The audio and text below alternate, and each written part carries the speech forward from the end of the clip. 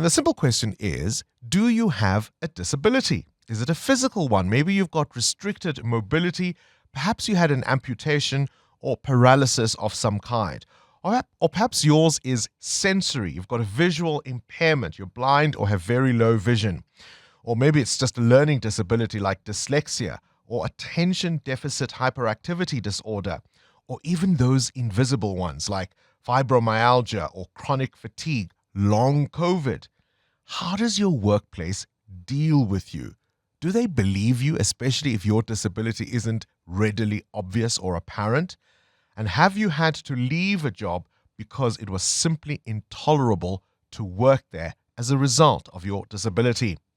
A recent survey by Work in partnership with Sunday Times reveals that employees with disabilities in South Africa are more likely to leave their current workplaces compared to their non-disabled counterparts. And there are all sorts of issues: inadequate facilities, bias, limited career opportunities.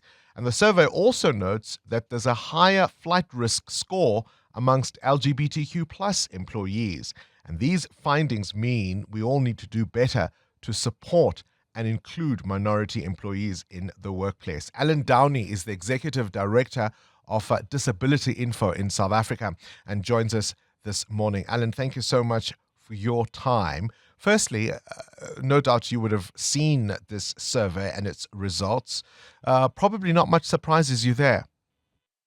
Thanks very much for having me on the show. Well, I think we also mustn't get the wrong idea with regards to people thinking that persons with disabilities chop and change jobs either.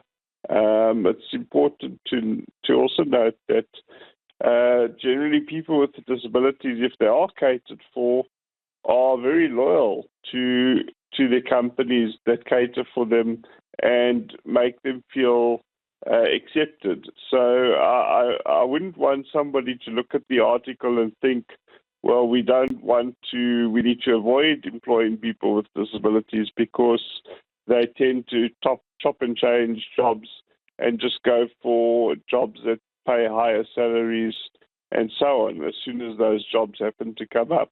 Sure, I don't think that the piece makes that inference at all. I think it rather places the focus. I just wanted to get that off the bat straight away, because I think, yes, if you're not accommodated in the workplace, and there's a number of issues, a number of external issues as well, where people do have to leave jobs because of not being accommodated and not being able to cope because it's not accessible and not inclusive, that you tend to look for jobs that are more inclusive. But I think once that person finds that job that is inclusive and does accommodate them, I think they tend to stick out at that job a lot longer than the average person that doesn't have a disability. Sure, but let's focus on what the research suggests.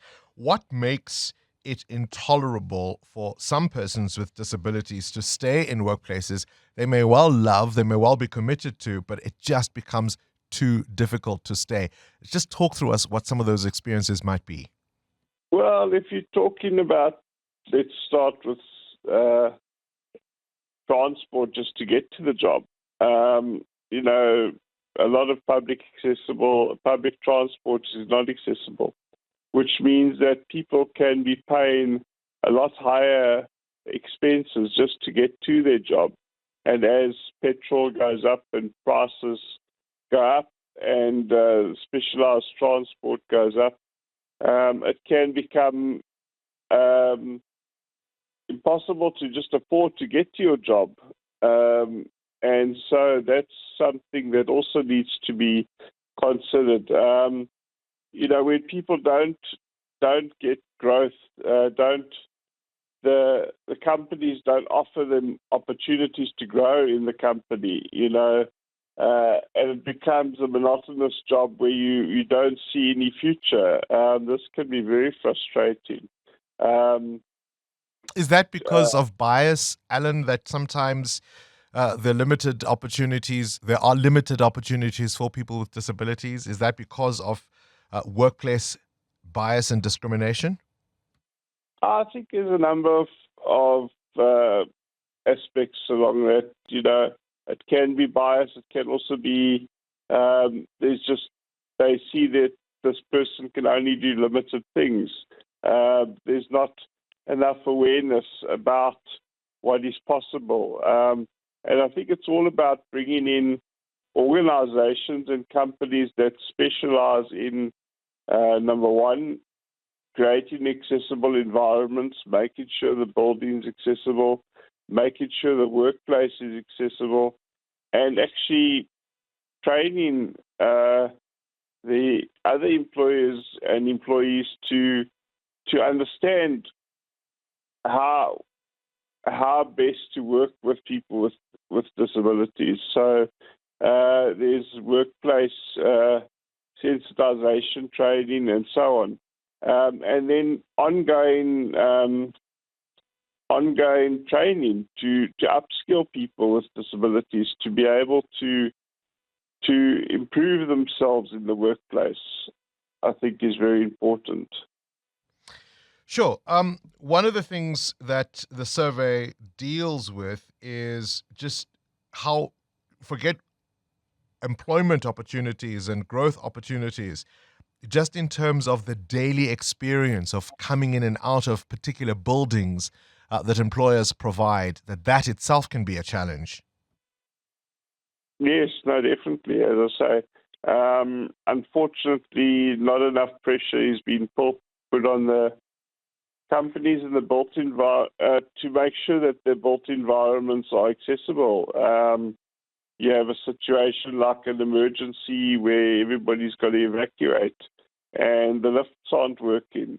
Do the other employers understand what it takes to now have to transport this person, let's say, for example, if they're in a wheelchair, down the 6 flights of stairs? And then wait outside while the fire brigade or comes and inspects the building to find out why a fire alarm went off.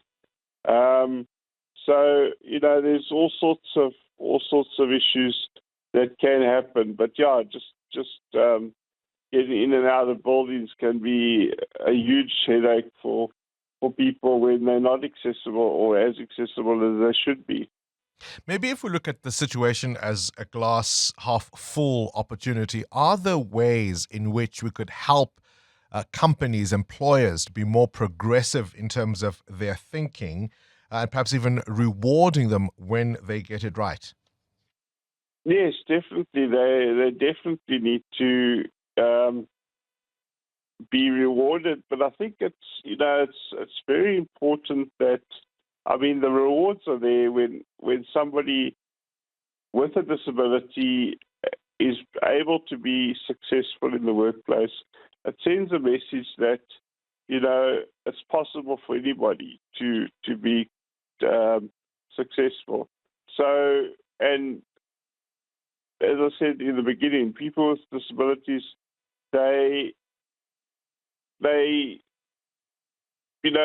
they'll stick with you if you accommodate them and you look out for them.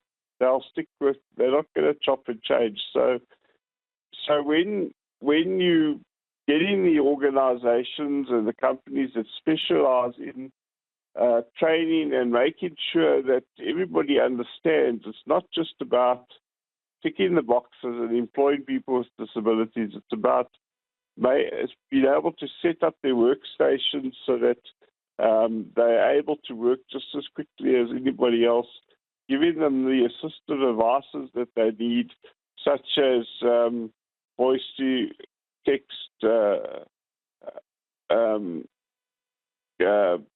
computer software, and so on, other software that can help people with visual impairments and so on.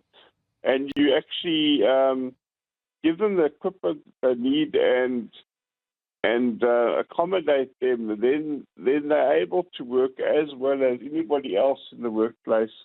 And I think that's a key.